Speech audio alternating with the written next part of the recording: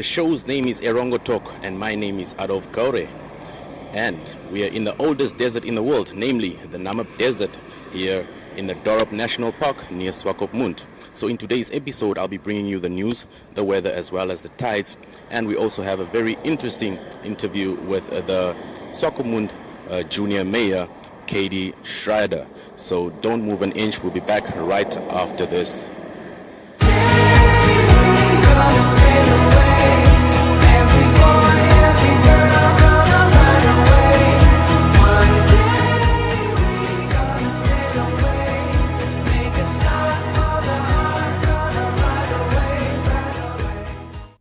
It is now time for the news, and in our first story, human remains presumed to be that of Shannon Wasserval, who went missing some time ago, were found in the dunes of Walvis Bay on Tuesday. So according to Detective Chief Inspector Daniel Gurirab, the police received an anonymous SMS directing them to where exactly to find the remains of a presumably missing person. The police went to the area as directed and discovered near-Naraval remains buried in a shallow grave in the sand dunes. Based to the clothes found at the scene, it is suspected that the remains could be that of Shannon Wasserval, who went missing from Swakopmund. So Gurirab said that in order to confirm this, investigations will be conducted to determine the identity of the remains, which includes a DNA test. And Wasserval went missing on Friday, the 10th of April at about 4 o'clock from Wanga Street in Tutaleni, where she stayed with a friend. So according to the last location obtained from her phone, she was allegedly in the vicinity of mile 4. A missing persons report was filed with the police 4 days later on 14 April, and her friend cannot remember the clothes she was wearing when she left the house, Gurirab stated in a crime update earlier this year. So in our second story, the decongestion survey is underway. So the Walvis Bay municipality has warned residents that a list containing names and mobile numbers of persons who have allegedly been allocated Erwin in Walvis Bay is fake. So the public should note that this is fake news and was not issued by the municipality. So council would like to urge those who have received the list not to forward it to other people. So the municipality said in a statement, and the municipality said that it has the sole mandate to produce waiting lists for Erwin allocation purposes, and adding that such information is announced through the media by official correspondence. So council remains committed to improving conditions for all and wants to assist individuals to acquire their own housing as circumstances permit. So the municipality acknowledged that the demand for housing has amplified in Walvis Bay. And in our final story, diamond company Namdeb announced the successful sale of the Elizabeth Bay mine to Spergabit Diamond Mining, that is a subsidiary of the Leucor Group. So the transaction paves the way for the Spergabit Diamond Mining to take over the mine completely, a statement by Namdeb said, adding that this is the important milestone as it creates new business and employment opportunities for the Karas region. So in a statement, the vice chair of Namdeb board of directors, Dr. Martha Umati, is quoted as saying that with the takeover, the SDM, which stands for Spergabit Diamond Mining, much needed economic opportunities will be created in the Luderitz community and the larger Namibian economy at a time when jobs are negatively impacted by COVID-19. So SDM sees great potential for the Elizabeth Bay mine. And they were quoted as saying, "We look forward to this opportunity and endeavor to successfully resume operations and a long-term operation plan for both land and sea-based mining." And that is according to Chris Lewis, the CEO of SDM and the Lua Group. And he added that we believe in the mine's potential. However, we are aware that we can only create value through the efforts and support of our employees, service delivery, and government interest groups. So NAMDEP first announced the sale of the Elizabeth mine and all its equipment in 2018.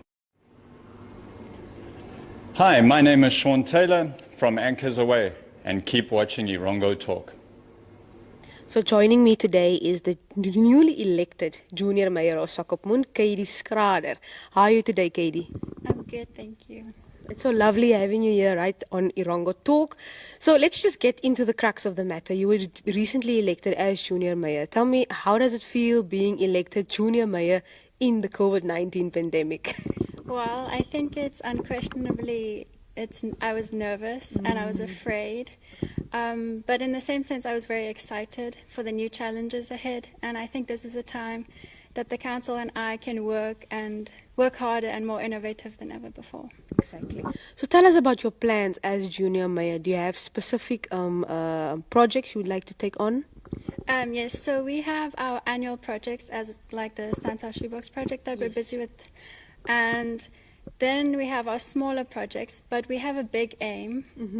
And our aim is basically to bridge the gap between the private and the public schools. Yes. So, yeah, to create that unity. And why do you feel that's so important to create that unity between public and private schools?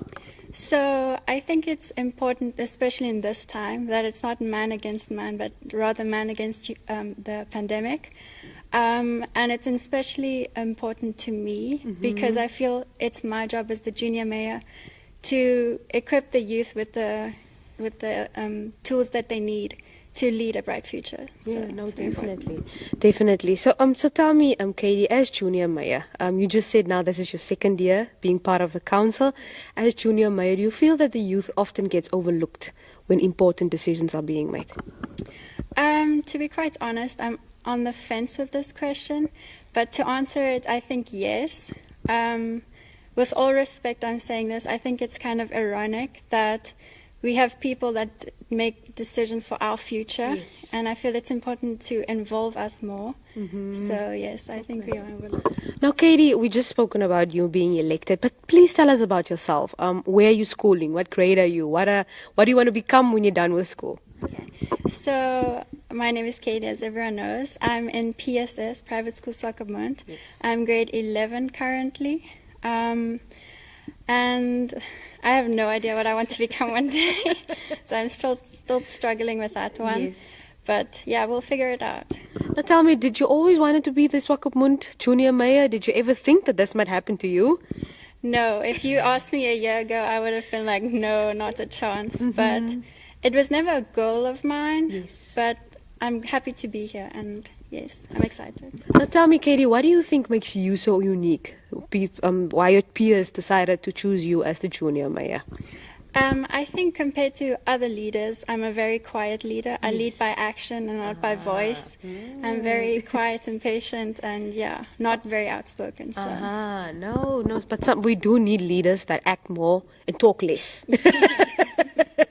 Now, Kaedi, tell me, just from your experience, you're grade 11 now, what do you think are the challenges that the youth are facing nowadays? So I think one of the main challenges during the pandemic was the stress that was put on us. And I feel a lot of schools had the privilege to school online, but a lot also didn't. So they missed that gap, that education gap. And I think that's a big problem right now. Yes. Now, what would you suggest your fellow learners to do to better manage stress at the end of the day, especially in this time? How are you managing it? Well, it's really tough at this point. But I think it's important to see the light at the end of the tunnel. And I would say that I'm standing with you. We see you, we hear you, we're here for you. And just bite fast. You've got this. Yes. Now tell me, Katie, how are you preparing for the examinations? You know, you lost a lot of schooling or face-to-face classes. How are you preparing? So we actually have 2 months of straight exams now, so it's really tough. But I work hard every day after school. You just have to work hard right now. It's going to pay off in the end. Exactly. And yeah, just give it your all. Cool. Now tell me, Katie, do you have any other leadership positions that you're also occupying now? Yes, I'm on our school SRC, and I was elected as the secretary there. Oh, So, yes. nice. That's so cool. So we've covered the you're not sure what you're going to do after school, but don't worry. You'll figure it out. Please tell us, you made a very powerful speech when you were announced to be the junior mayor of Swakopmund. Please tell us what you said. So I basically said I was happy to see the diversity. I think that was also a heading of yours, the diversity. And yeah, what I learned is the diversity. And I think that's also our main aim, to bridge the gap between private and public, to embrace that diversity, and just because it's something special. I think it's really great. It is. So basically your personal challenge that you want to take on is to unite public and private schools. Is there anything else that you would like to see happen during your time as junior mayor? Well, one of our goals is to also use our rain and make our events more eco-friendly. That's a big goal of ours, so we're also trying very hard to do that. And I think one of our main ideas is to plant a vegetable garden here at the municipality as well. Nice. So, yes. That will be awesome. Now, as junior mayor, I'm going to put you on the spot now. Do you maybe have a challenge outside for your fellow learners outside there, maybe in the sense of why don't they also start vegetable gardens at their schools or anything along that line? Is there anything that you'd like to challenge them with? I think that this might be a small challenge, but I think you have to find something positive in each day. May it be that you draw a picture or find time for yourself each day, every day, 10 minutes for yourself. And yeah. And I think that's very important. Self-care is very important. Now, just finally, Katie, after drilling you with questions, what is your message to the youth of Swakopmund, Walvis Bay, the surrounding towns? My message is, we are your voice. We hear you. We stand with you. So I think you should just, I don't know. We stand with you. That's my message. Cool. And you need to stand together. Yes. Together we can make it. Together we can make it. Thank you so much, Katie, for joining us today. And there you have it, the newly elected junior mayor of Swakopmund Kaedi Schrader. Now you need to check out this lady. I think she's going to have some big plans for us. Thank you.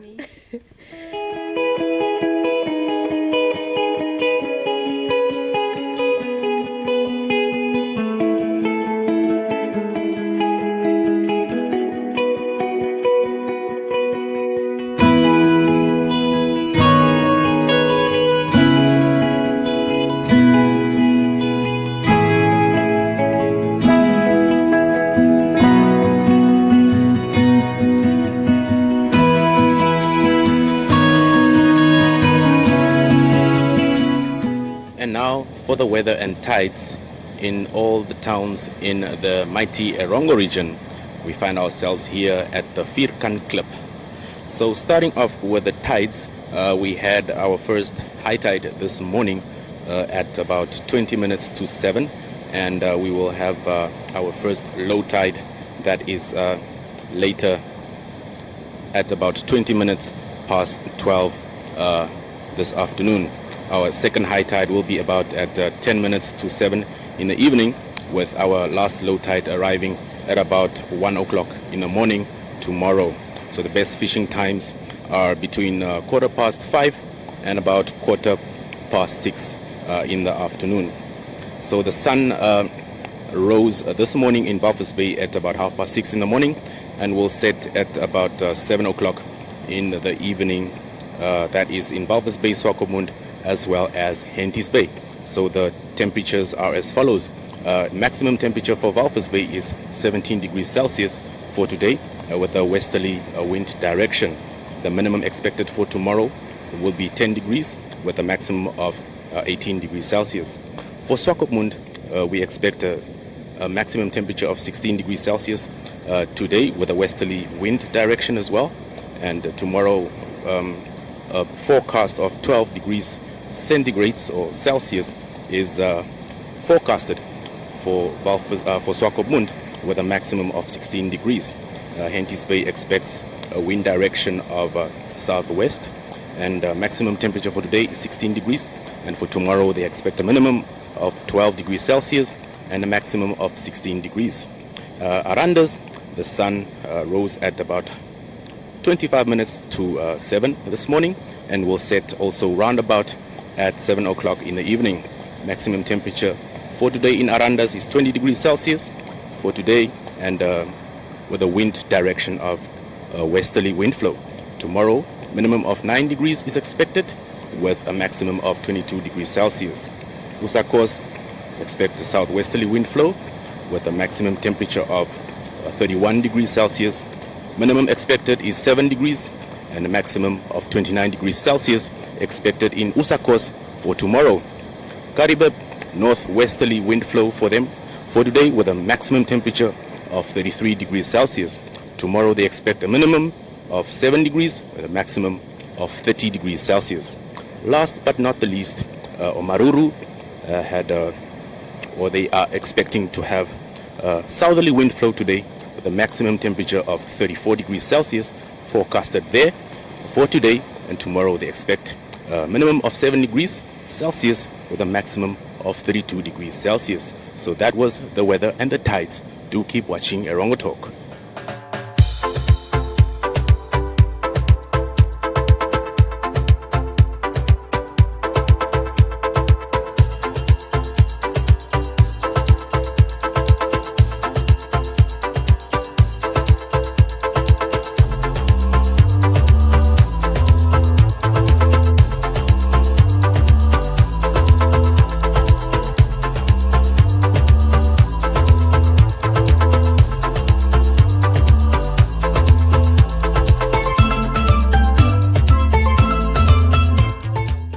So that unfortunately brings us to the end of today's episode of ERONGO Talk. It was a pleasure having you in my company.